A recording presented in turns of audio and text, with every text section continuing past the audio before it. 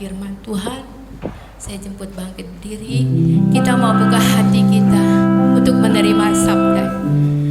Sungguh kurasa, haleluya Yesus. Glory, haleluya. Amin.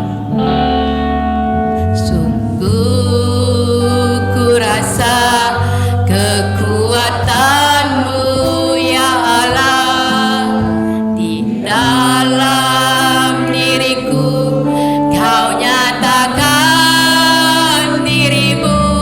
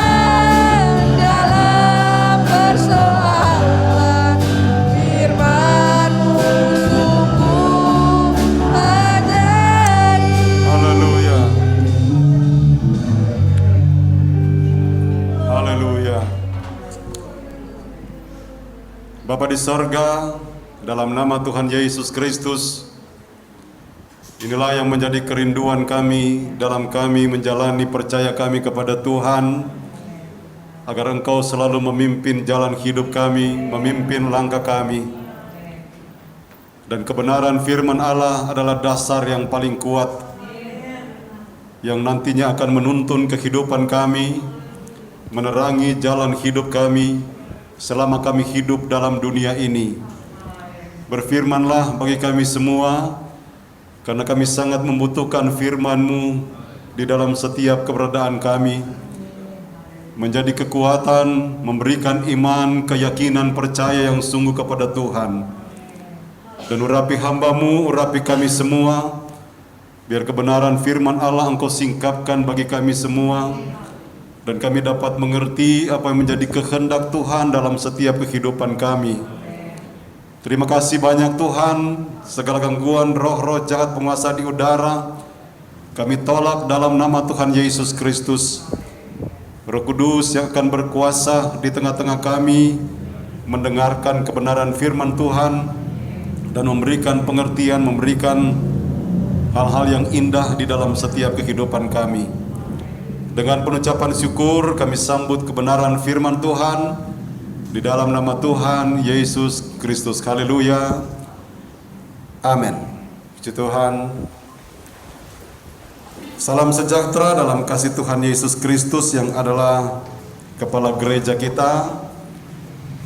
Kembali tentu kita mensyukuri akan apa yang Tuhan sudah lakukan dan kerjakan di dalam setiap kehidupan kita sampai pada saat ini. Saudara-saudara yang dikasihi oleh Tuhan, kita sudah banyak belajar tentang korban persembahan atau mezbah yang dibuat oleh tokoh-tokoh Alkitab, yang dimana itu semua merupakan satu gambaran atau bayangan yang nyatanya itu di dalam perjanjian yang baru.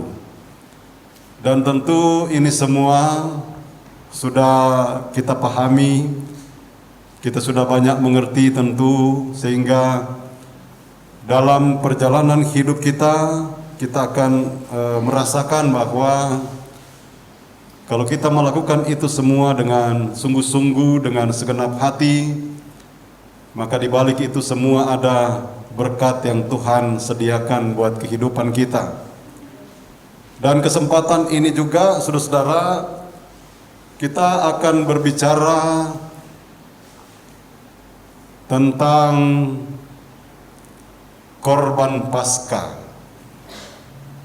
Sudah 1 bulan yang lewat kita sudah merayakan Paskah, tetapi mungkin ini perlu diingatkan kembali buat kita. Ya, kita sudah belajar mendengar pada waktu Ibu Gembala menyampaikan firman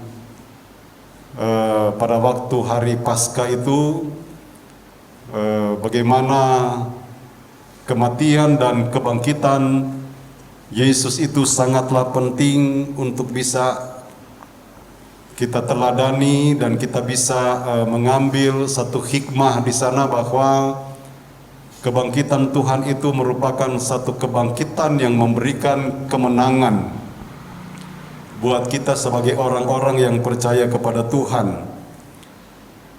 Kita membaca di dalam Keluaran pasalnya yang ke-12 ayatnya yang ke-27. Kita akan awali pembacaan ini apa yang dikatakan di dalam Keluaran pasalnya yang ke-12 ayatnya yang ke-27 ini. Dikatakan di sana, maka haruslah kamu berkata, itulah korban Paskah bagi Tuhan yang melewati rumah-rumah orang Israel di Mesir ketika ia menulahi orang Mesir, tetapi menyelamatkan rumah-rumah kita. Lalu berlututlah bangsa itu dan sujud menyembah. Nah, saudara-saudara yang dikasihi oleh Tuhan, ini adalah merupakan satu peristiwa yang dilalui oleh bangsa Israel ketika mereka berada di tanah Mesir, di tanah perbudakan. Dan ini adalah merupakan satu peringatan buat bangsa Israel agar supaya mereka dapat memperhatikan apa yang nantinya Tuhan lakukan atau kerjakan baik kepada orang Israel ataupun kepada orang Mesir. Dan kalau kita pelajari akan kisah ini, maka kita akan mendapati bagaimana Allah menyatakan kuasanya kepada orang Israel. Dan sebelum mereka melihat, merasakan perlindungan Tuhan, kebaikan Tuhan, dan bahkan keselamatan yang Tuhan berikan kepada bangsa Israel ini, ada hal-hal yang harus mereka lewati, yang harus mereka jalani.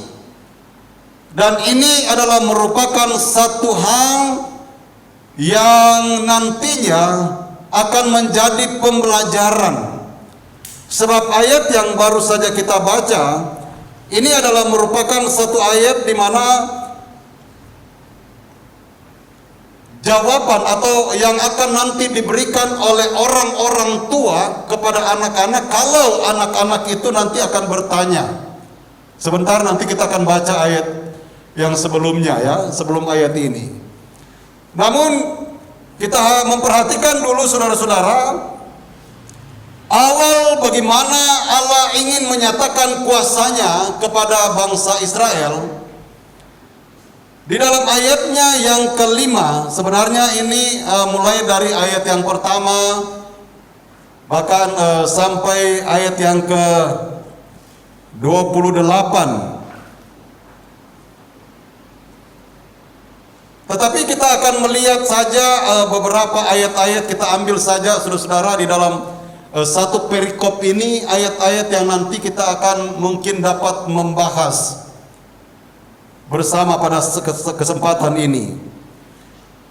Ayat yang kelima di dalam pasal yang ke-12 dikatakan begini: anak dombamu itu harus jantan, tidak bercela, berumur setahun. Kamu boleh ambil domba atau kambing. Nah saudara-saudara, sebelum Paskah ini atau sebelum di mana mereka dibebaskan, dilewati dari yang namanya kematian, karena ini berbicara tentang tulah ke-10. Kematian anak-anak sulung mulai dari raja sampai kepada hewan. Coba bayangkan saudara-saudara, kalau kita perhatikan kebenaran firman Allah, bagaimana kekuasaan Allah, bagaimana perkataan Allah, ketetapan Allah yang Dia sudah tetapkan untuk diberikan kepada manusia. Ini adalah merupakan satu ketetapan yang tentu tidak sama dengan kita manusia. Kalau kita berbicara, kita bisa berubah. Tetapi kalau Allah yang berbicara, siapa yang dapat merubahnya? Nah ini terjadi saudara-saudara karena Allah melihat, Allah memperhatikan keberadaan bangsa Israel yang sudah sekian banyak tahun ditekan oleh bangsa Mesir. Sehingga dikatakan erangan mereka atau keluhan mereka, seruan mereka sudah sampai kepada Allah. Sehingga diutuslah Musa untuk dapat mengeluarkan bangsa Israel dari tanah Mesir. Dan apa yang diinginkan oleh Allah kepada bangsa Israel, supaya mereka dilewati dari yang namanya kematian anak sulung, Mulai dari kata firman Allah dari raja kepada bangsa Mesir ini sampai kepada hewan, anak sulungnya akan dibinasakan. Bahkan ada ayat-ayat yang lain di mana dikatakan orang-orang yang mempunyai kemampuan, kepintaran yang berasal dari kuasa kegelapan, itu mereka juga akan mendapatkan hukuman. Dan jalan yang diberikan oleh Allah, petunjuk yang diberikan oleh Allah kepada orang-orang Israel supaya mereka terlewati dari namanya kematian pada waktu itu adalah dikatakan di dalam ayat ini, anak dombamu itu harus jantan, tidak bercela, berumur setahun. Kamu boleh ambil domba atau kambing. Jadi ini aturan yang Tuhan berikan kepada orang Israel supaya mereka bisa mengambil hewan, kambing atau domba untuk bisa dijadikan sebagai korban. Dan dikatakan oleh firman Allah, jantan, tidak bercelah. Saudara-saudara yang dikasihi oleh Tuhan, apa yang diinginkan oleh Tuhan dalam kehidupan khususnya di sini bangsa Israel, ini pun adalah merupakan satu gambaran kepada orang-orang yang percaya, termasuk saudara dan saya. Kalau memberikan korban, kita sudah banyak berbicara tentang korban. Berikan yang terbaik kepada Tuhan. Amin. Haleluya saudara. Dikatakan oleh firman Allah ini tidak bercelah, tidak ada cacatnya. Bahkan dikatakan 1 tahun. Mungkin saudara, kalau saudara suka makan kambing, itu ada yang restoran-restoran atau rumah-rumah makan kambing muda. Itu empuk, enak. Nah ini mungkin saudara-saudara, ukuran 1 tahun ini termasuk ukuran yang muda, yang sangat enak. Saudara yang suka makan kambing ya. Dan ini saudara-saudara diberikan satu aturan yang Allah inginkan agar supaya orang Israel ini dapat melakukan. Dan kalau aturan ini diberikan kepada mereka karena Tuhan mempunyai maksud yang luar biasa kepada orang Israel. Saudara-saudara, bagi kita yang sudah banyak belajar kebenaran firman Allah, bukankah dari Kejadian sampai Wahyu terlalu banyak firman yang kita dengar, aturan-aturan Allah yang kita dengar? Bukankah semuanya itu tujuannya untuk kebaikan kita? Amin. Haleluya saudara. Lepas mungkin dari kita banyak kekurangan dan kelemahan, dulu kita pernah lakukan dan jalankan itu semua. Tetapi kalau hari ini kita diingatkan oleh kebenaran firman Allah, berarti karena Tuhan sangat mengasihi kita. Supaya apa saudara-saudara? Kalaupun dulu kita belum pernah mendengar firman Allah agar supaya kita bisa rubah, sekarang ketika kita mendengarkan firman Allah, mari kita rubah apa yang dulu kita pernah lakukan, kesalahan dulu mungkin, sekarang kita rubah. Amin. Dan tujuannya saudara-saudara, sekali lagi nanti kita perhatikan bagaimana cara Allah untuk mengeluarkan, untuk membebaskan orang yang menjalankan firman Allah dari hukuman. Ayatnya yang ke-7.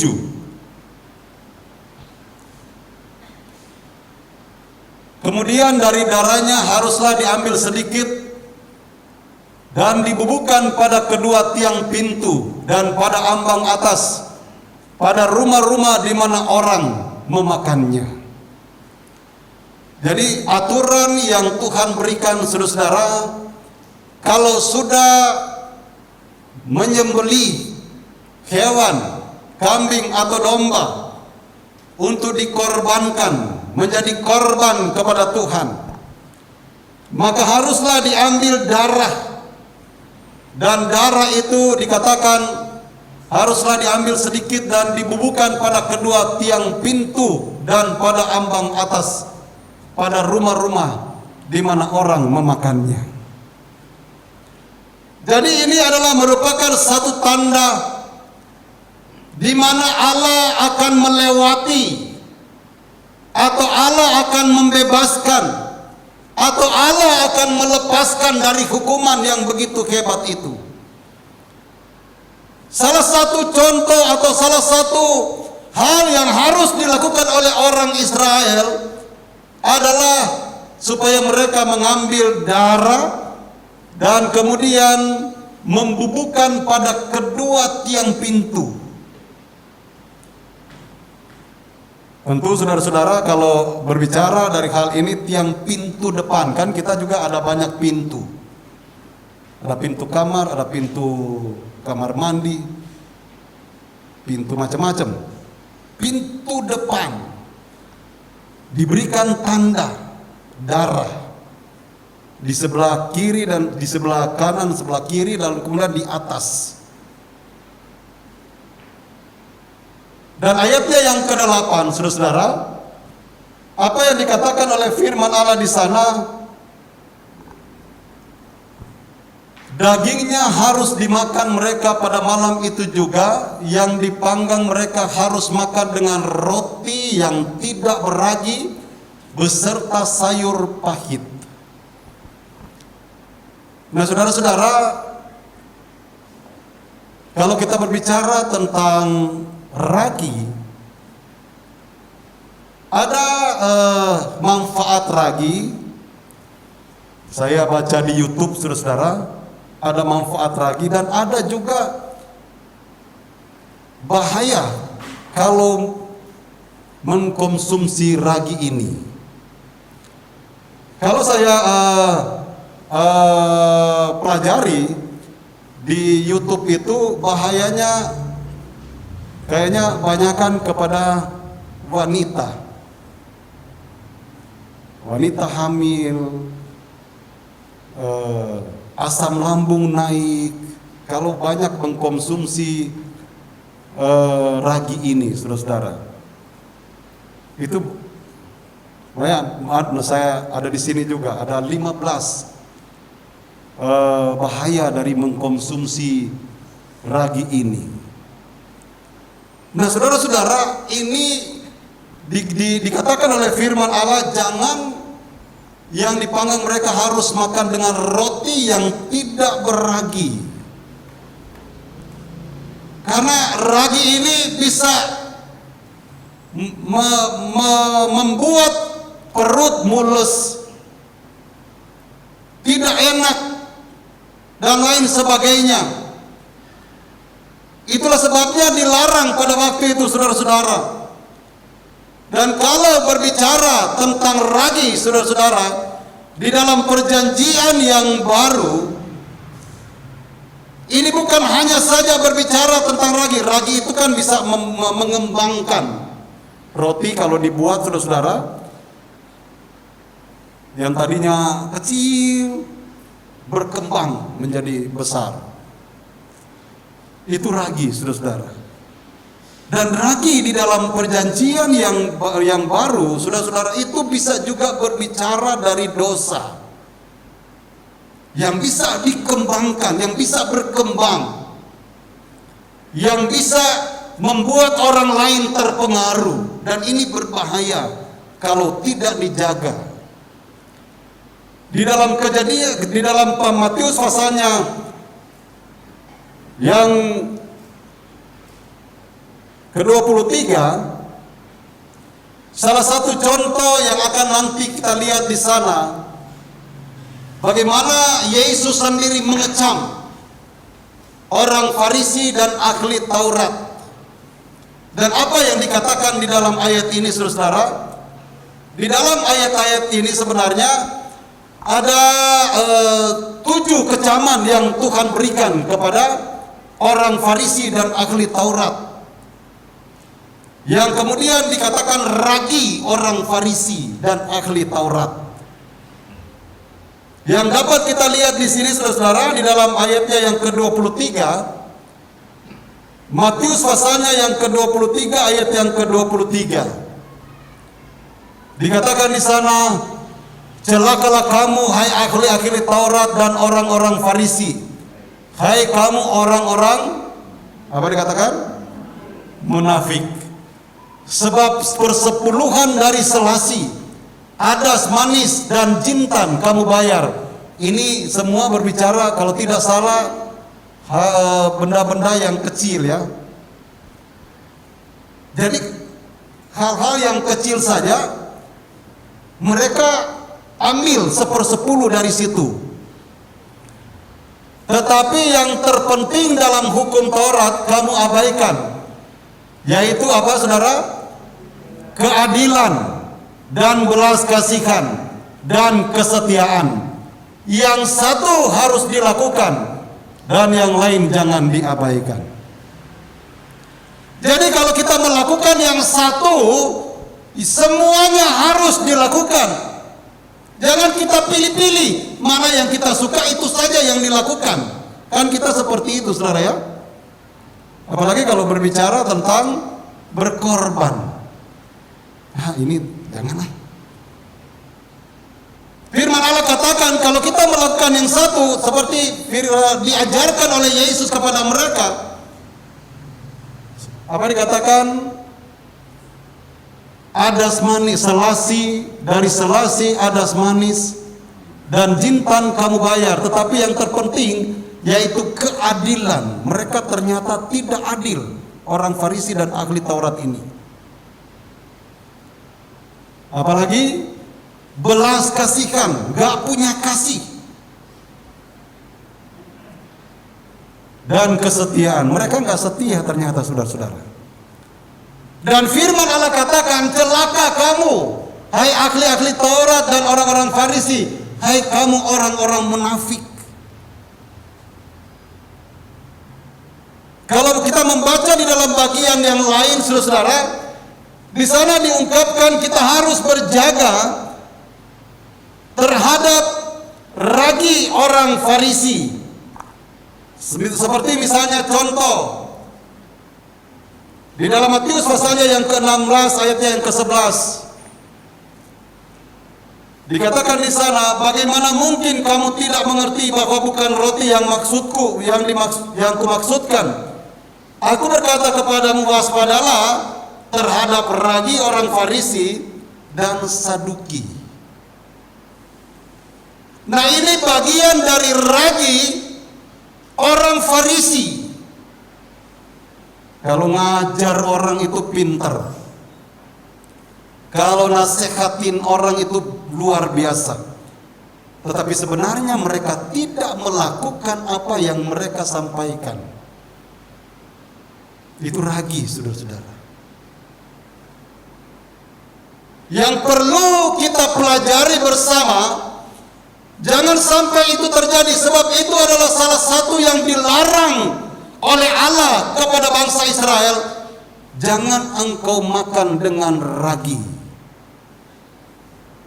roti yang berragi,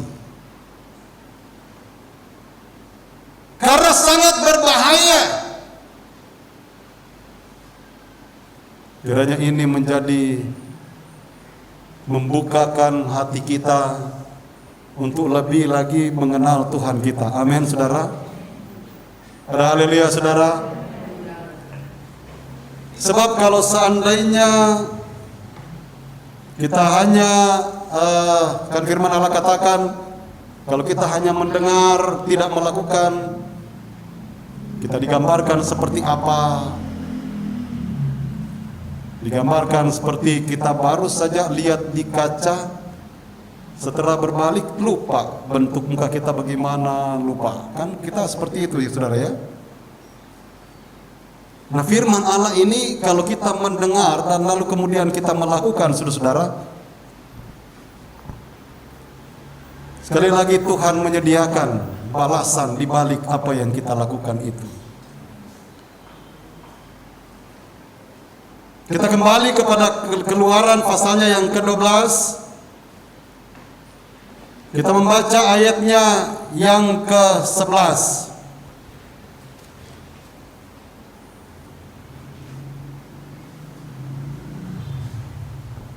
Dikatakan di sana, dan beginilah kamu memakannya, pinggangmu berikat kasut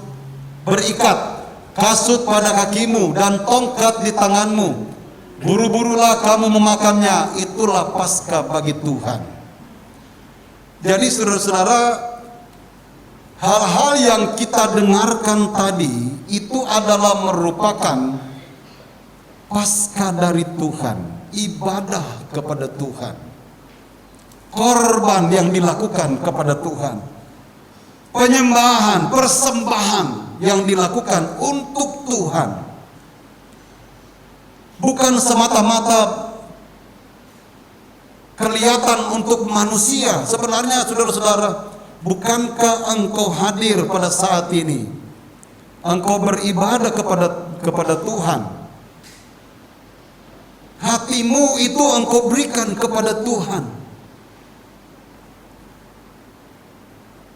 Itulah sebabnya di dalam Amsal pasalnya yang keempat ayat yang ke-23 dikatakan di sana, jagalah hatimu dengan segala kewaspadaan, karena dari situlah terpancar kehidupan.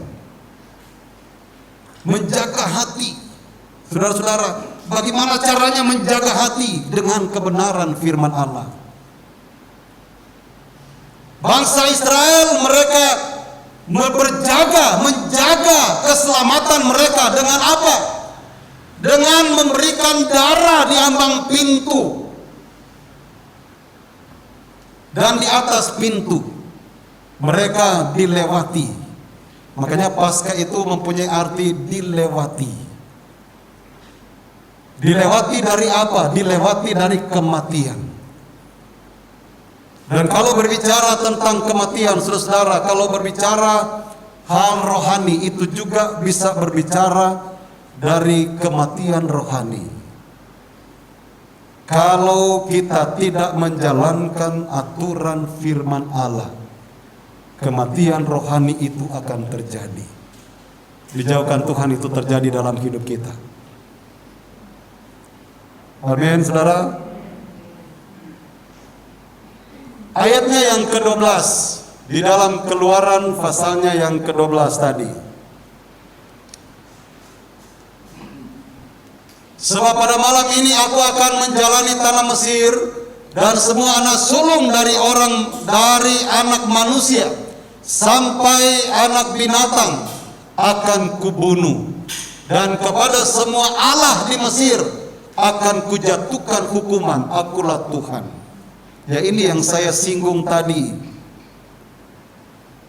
Kekuatan-kekuatan yang dimiliki oleh orang dunia, yaitu mereka memiliki kepada semua allah di Mesir. Itu Allah di sini huruf kecil. Tukang-tukang sihir, tukang-tukang tenung, mereka juga akan mendapat hukuman.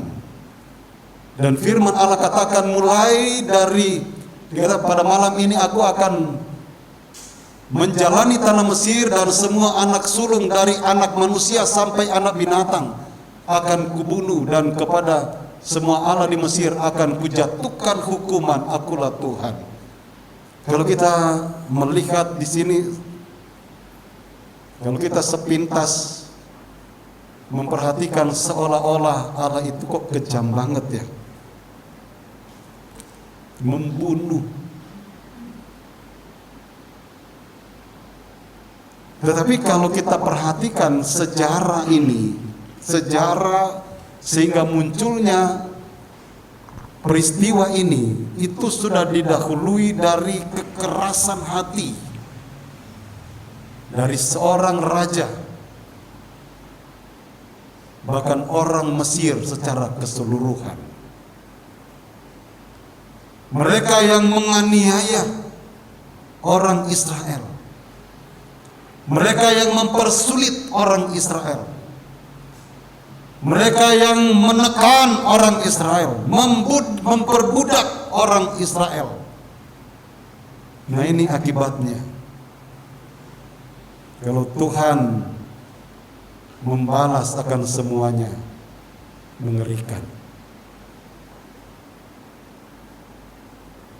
Dan kita sebagai anak-anak Tuhan, kita perhatikan akan hal ini, saudara-saudara, supaya jangan kita tergolong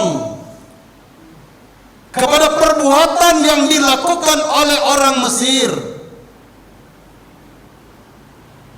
Karena itu sangat membahayakan kita pada waktunya. Tetapi kita mau melakukan akan kebenaran firman Allah. Amin. Jalankan firman Allah, saudara-saudara. Saya mau katakan lagi, lakukan saja firman Allah, supaya kita akan mendapatkan sesuatu yang terbaik yang Tuhan rencanakan dalam setiap kehidupan kita. Ayatnya yang ke-13.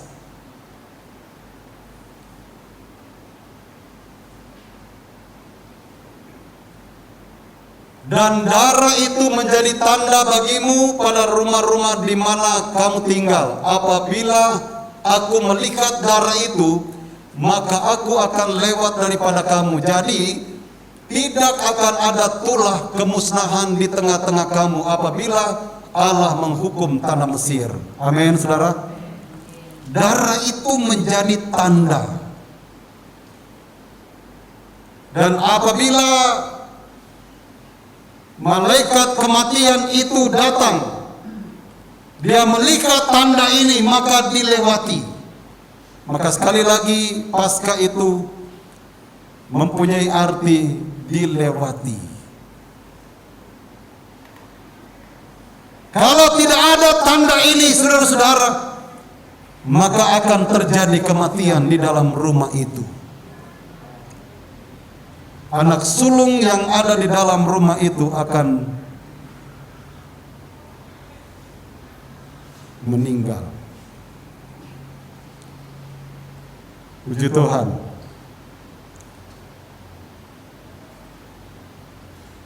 Ayat yang ke-21.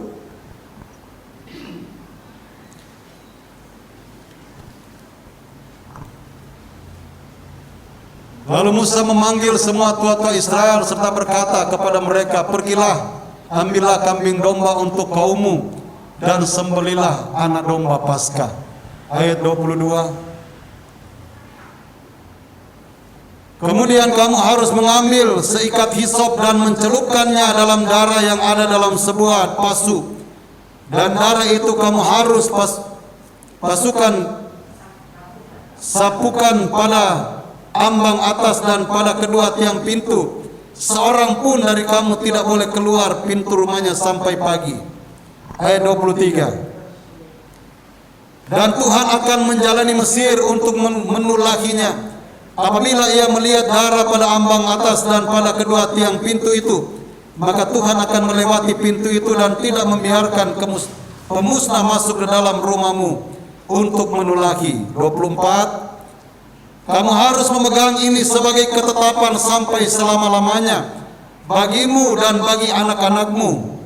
25. Dan apabila kamu tiba di negeri yang akan diberikan Tuhan kepadamu seperti yang difirmankannya, maka kamu harus pelihara ibadah ini. Jadi semua yang dilakukan tadi itu adalah merupakan ibadah. Saudara, berkorban itu adalah ibadah.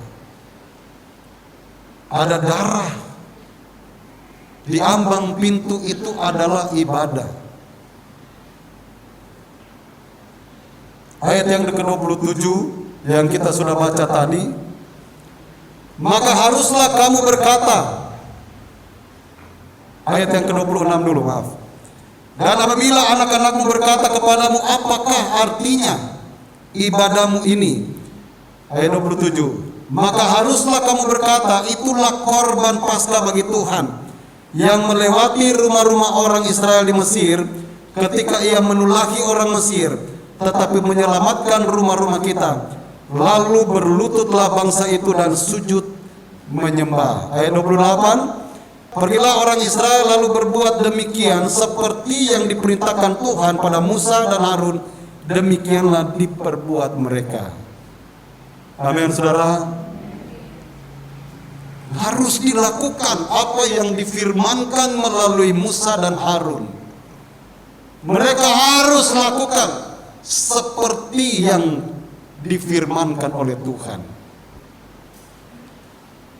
Berbicara tentang korban, yang saya sudah singgung tadi, bagaimana itu semua berbicara dari apa yang menjadi wujud nyata di dalam perjanjian yang baru.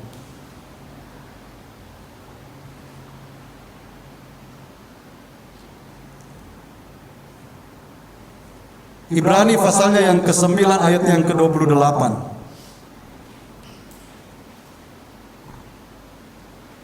Dikatakan di sana,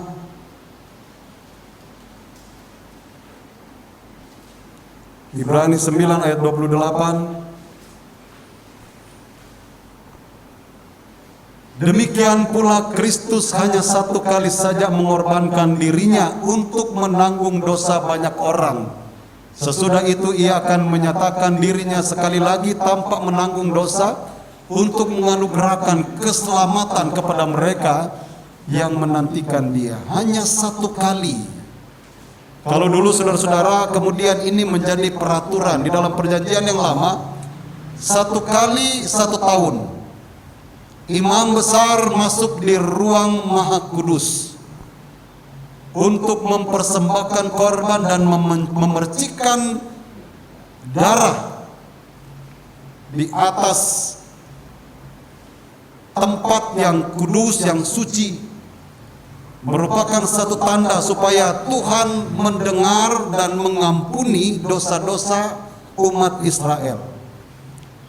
Tetapi di dalam perjanjian yang baru, saudara-saudara, Yesus hanya satu kali saja untuk menjadi korban yang dia tidak berdosa, tetapi kemudian dijadikan dosa oleh karena manusia, oleh karena orang-orang yang ada di muka bumi ini. Dengan dosa itu, dengan darah, dia boleh menghapuskan semuanya, menebus kita dengan darah anak domba Allah. Sehingga di dalam kehidupan kita, saudara-saudara, kalau ada tanda darah, artinya darah itu kan menghapus dosa.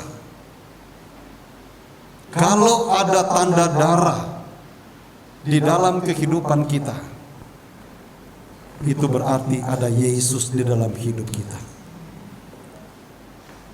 Dan segala hal yang pernah terjadi kepada orang Mesir itu bisa dilewati.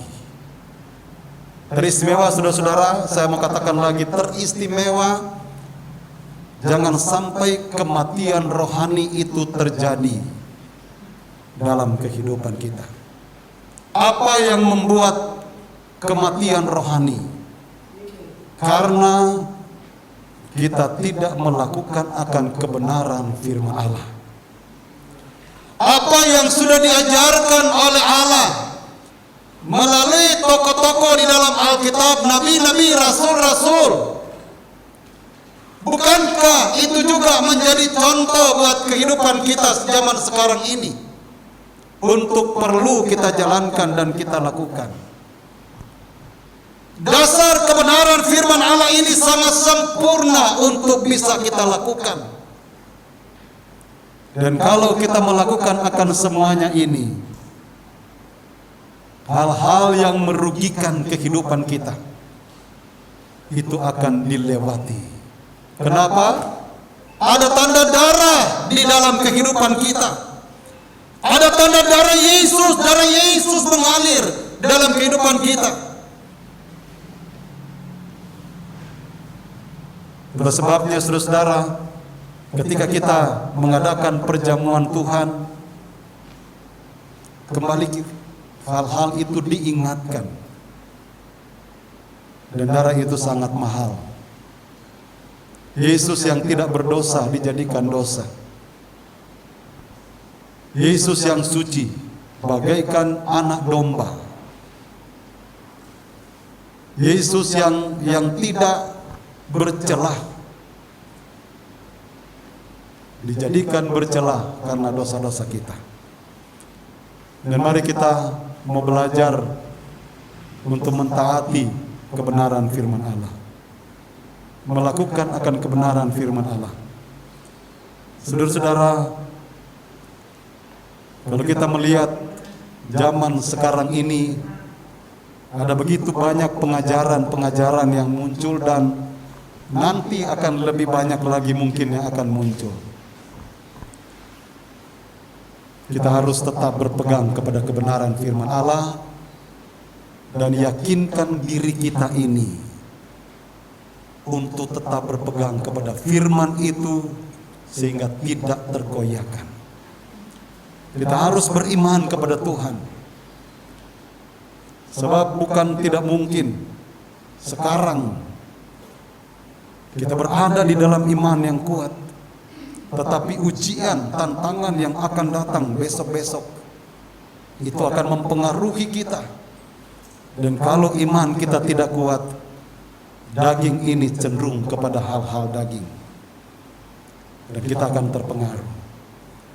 Sehingga kalau kita tidak meningkatkan iman, percaya, keyakinan kita kepada Tuhan, sekali lagi, daging ini gampang akan terpengaruh. Tetapi kalau kita kuat di dalam Tuhan, meyakini bahwa benar-benar Tuhan itu adalah Tuhan yang luar biasa dan Tuhan yang maha kuasa, apapun yang akan terjadi dalam dunia ini itu tidak akan mempengaruhi kita. Karena bukankah kita yang dalam keadaan tubuh ini masih sangat terpengaruh dengan lingkungan, dengan keadaan yang di sekitar kita.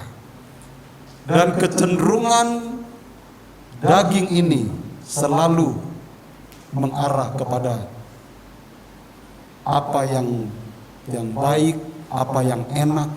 Tetapi itu semua kalau itu daging, kalau itu disodorkan atau ditawarkan dengan tidak sesuai kebenaran firman Allah, kalau kita kuat di dalam Tuhan, kita tidak akan terpengaruh.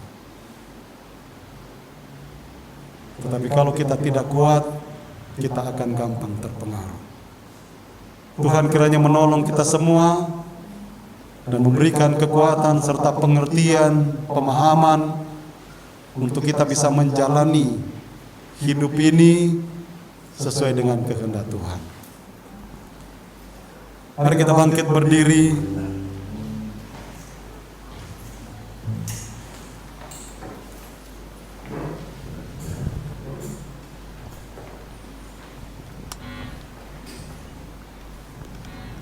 Kita naikkan pujian, Yesus kemuliaan-Mu pulihkan hatiku.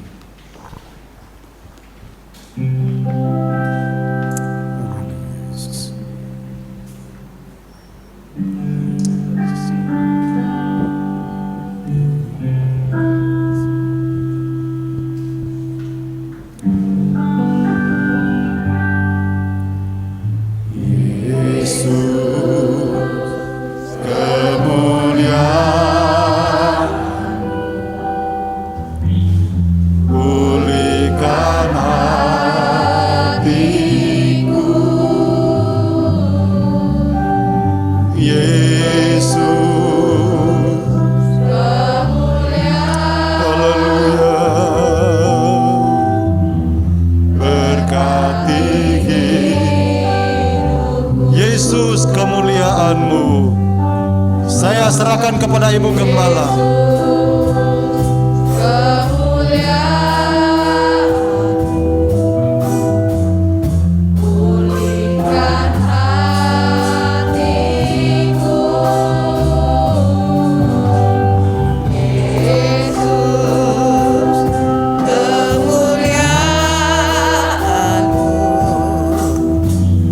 Berkati hidup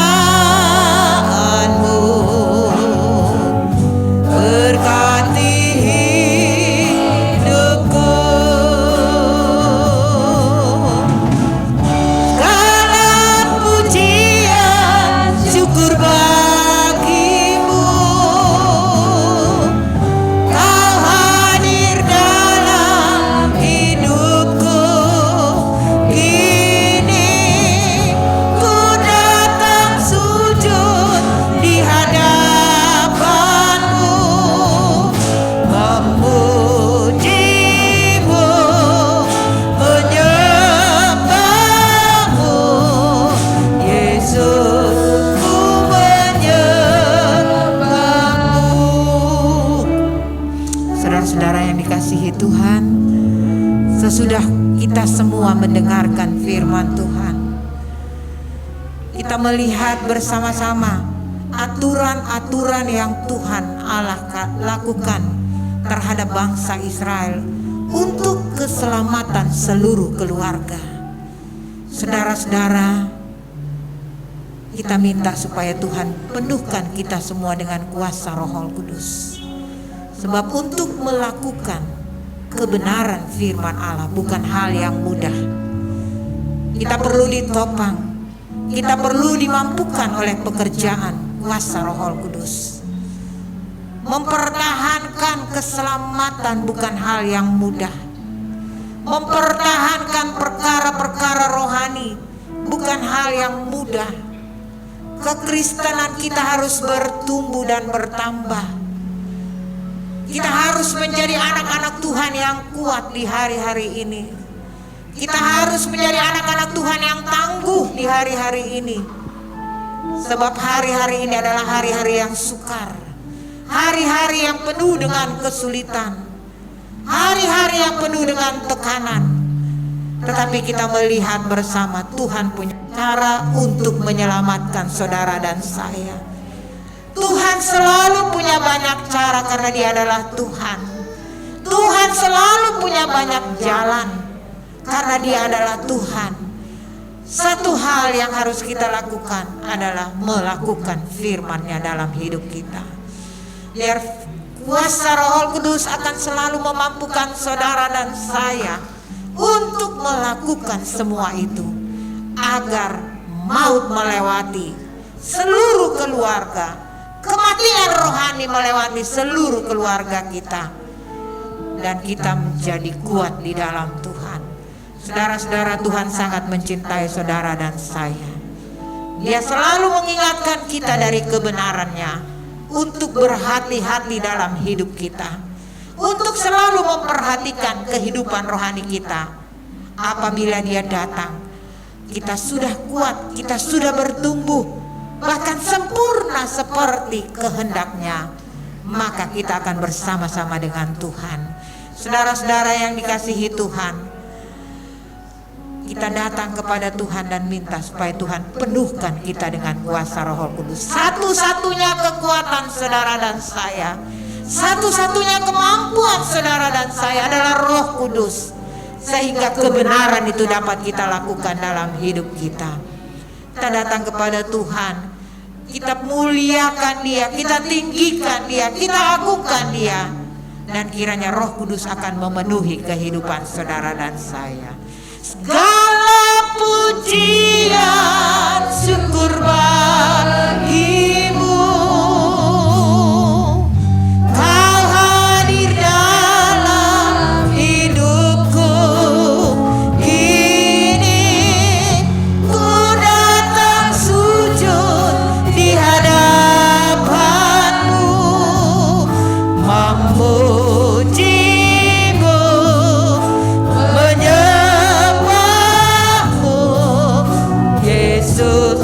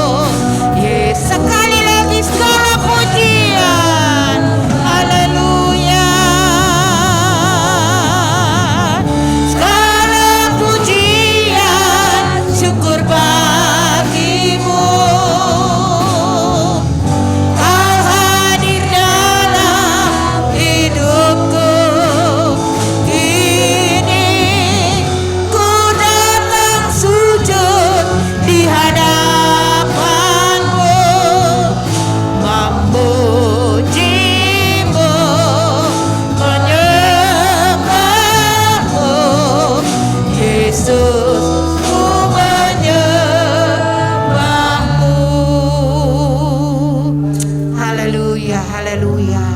Haleluya, haleluya, haleluya.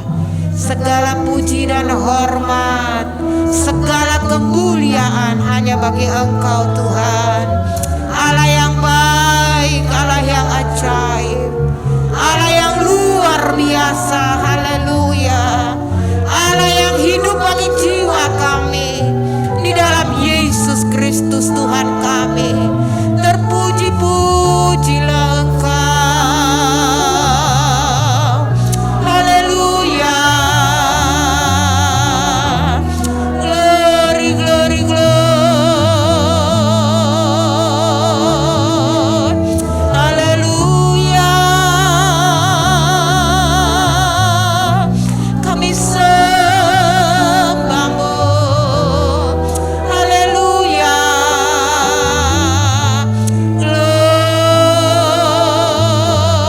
Glory, glory, glory. Haleluya, haleluya. Haleluya, haleluya. Glory, glory, glory, glory, glory.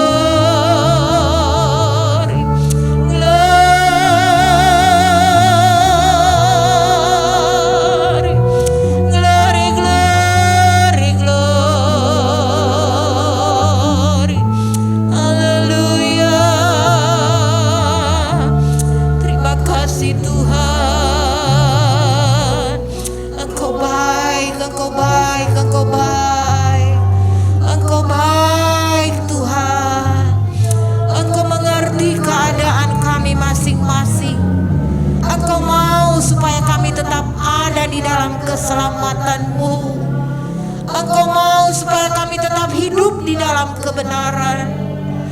Engkau mau supaya kami selalu ada dengan hal-hal rohani. Itu yang menjadi kerinduan hati Allah bagi kami umat-Mu. Engkau tidak inginkan kami binasa Tuhan.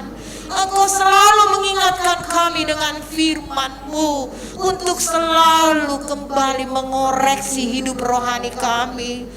Tuhan, pulihkan kami dalam nama Yesus, supaya benar-benar kami layak di hadapan-Mu.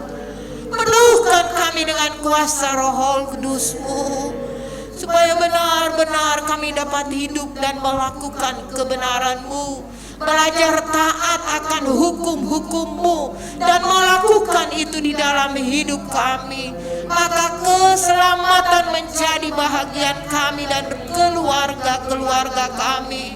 Maka kami akan menikmati perkara-perkara rohani, berkat-berkat yang luar biasa Tuhan sudah sediakan bagi kami. Olehnya terus bekerja dalam hidup kami Tuhan. Kuatkan dan teguhkan iman dan pengharapan kami di dalam Tuhan. Agar di hari-hari yang sukar ini, hari-hari yang penuh tekanan ini, kami tetap berdiri teguh di dalam Tuhan. Kami kuat di dalam Tuhan. Ekonomi boleh bergoncang, keadaan dunia boleh bertambah tidak menentu, tetapi setiap orang percaya yang hidup sesuai dengan kebenaran firman Allah, maka Tuhan akan memelihara kami dengan cara-Mu. Kami yakin itu Tuhan, kami percaya Tuhan tetap memelihara kami, Tuhan tetap memagari kami, Tuhan tetap memberkati kami dengan cara-Mu. Biar kami tetap setia kepadamu Tuhan. Kalau ada salah dan dosa, Tuhan ampuni kami, Tuhan pulihkan, Tuhan baharui kami, agar kami selalu layak di hadapan-Mu dan menyenangkan hati-Mu Tuhan. Teguhkan kebenaran-Mu di dalam setiap hati kami, agar benar-benar kami kuat di dalam Tuhan. Berkati hamba-Mu yang sudah melayani kami dengan firman-Mu. Tuhan, urapi dia dengan urapan yang selalu dibaharui. Engkau buka rahasia kebenaran firman-Mu. Berikan dia selalu kekuatan, kesehatan. Engkau dipermuliakan dalam kehidupan hamba-Mu. Dalam nama Yesus Kristus kami terima firman-Mu. Haleluya. Amin. Silakan duduk. Tuhan memberkati kita sekalian. Mari kita bangkit berdiri. Kita akan akhiri ibadah ini sambil kita nyanyikan doa Yabes. Saya kembalikan kepada Bapak Gembala. Kiranya